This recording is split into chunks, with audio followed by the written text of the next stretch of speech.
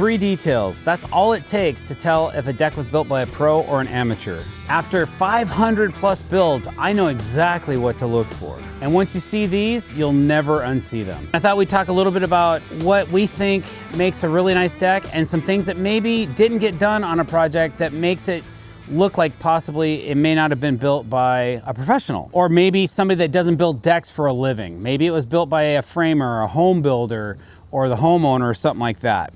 So we're gonna show you an example of what we do and then something that somebody else didn't do and see if you guys notice a difference or not, okay? All right, so the first thing we're gonna talk about is deck framing. That can be a telltale sign that somebody didn't know what they were doing. If the frame is out of alignment, it's out of plumb, it's a roller coaster on top of the deck boards, the deck's not flat, how the deck is framed, if they use the proper hardware, the right amount of footings, if they span their distances properly, the beams have the proper amount of post support and that kind of thing. So let's go down and look at this other deck that's next to the one that we built and check that out and see what we observe. We are underneath a deck that somebody else has built. This particular project is on the same property that we built our deck on, and we just thought we'd come down and take a look at the framing and see what we see. And it looks to me like everything is built properly. They have pressure treated joists and framing.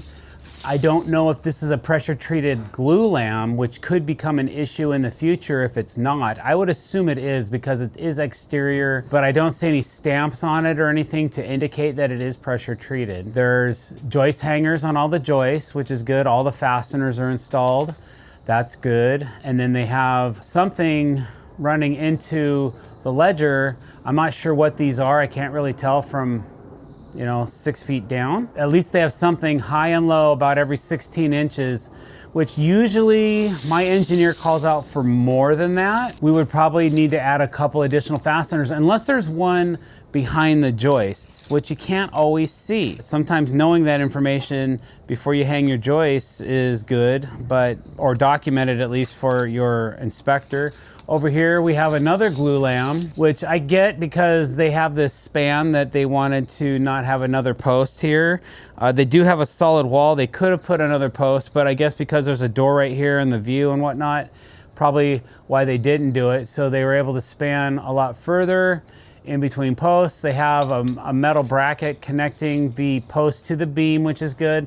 And then again, they hung the joists in the beam, which kept this beam up a little bit higher. It's attached properly as well. So there's a lot of good things about this project, about this deck that I like. Probably one thing that I would have done a little bit differently was, instead of running all my joists out to a certain point, and then before they put this one in, they said, oh, it's too far to span here. Let's just put one in the middle and we'll have this one that's 8 inches apart and 8 inches to the outside rim. I would have just equally distanced them all out at one point so that all the joists had the same gap in between. But that's just me because I'm just particular about how I do things. Sometimes you can't avoid it. It just depends on the kind of builder you are. So this deck was framed all right, but it's definitely one thing when you go underneath and look at the skeleton of the deck, and you can usually tell that maybe somebody wasn't a pro because they possibly didn't frame it properly or they didn't frame it to code. So if you're not sure about that, hire a professional, have them come out and check your deck. Some will do it for a reasonable price, or you might tell them, hey, I need to know if this deck's safe, and if it's not, I'm looking at possibly having it replaced. So just some good advice for you to know if your deck's framed good or not. Okay, so now we're underneath the deck we just reframed and rebuilt for the client. We use a product called Pacific Wood Tech, which is a little bit upgrade from a standard treated lumber.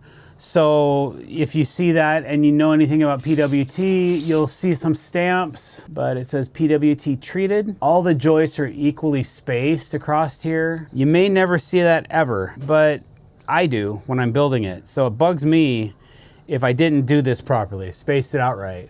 So you can see that one thing that other deck did not have that we did is we put in some lateral tension ties. That's a new rule that maybe when this deck was built, I think it was only built a couple years ago, so I don't know how they got by without them. It may have been in the engineering, it may have been allowed, whatever. But then you'll also notice that there's elevated post brackets, that these 4x4s just aren't sitting right on the concrete. We actually reused this one, so that was already there. The new ones that we did do, you can see we still have an elevated post bracket to keep the post off the surface of the concrete. And we used a 4x6 bracket with the proper hardware to tie it all together. We did end up slipping in this beam here. So this is new. This is just a pressure treated hemlock beam. It's only a 6-footer. It's undercover. It's gonna stay dry, so we feel really solid about that. That's a premium frame. It's a little bit upper from a pressure treated hemlock frame, but they're both fine. I've been building with pressure treated hemlock for over 30 years. This is new technology and we're always on the cutting edge of it. So that's why we upgraded these clients to Pacific Woodtech treated joists. If you look at the outside of the deck, you'll notice that all of our framing is wrapped. We add fascia to every exterior of our deck. We never just leave pressure treated hemlock or any pressure treated anything or framing, metal, whatever it is we're framing in, we always cover it so it matches the surface of the deck.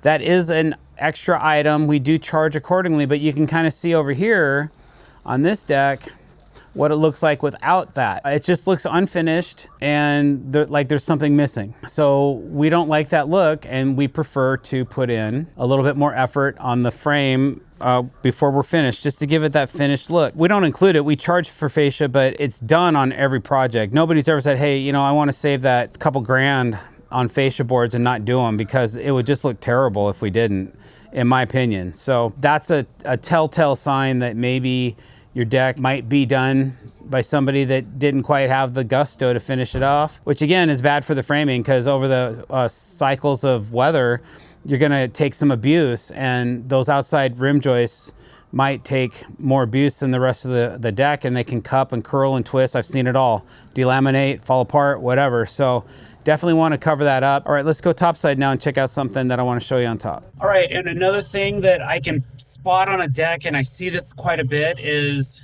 when you start and then finish on a full width board is a professional way to install a deck. Sometimes you can't control it, and I'll show you an example of that on this deck. But for the main body of the deck, we started on a full board, like you see here, and then we came out and we waited to finish the frame until we knew where the deck was going to end.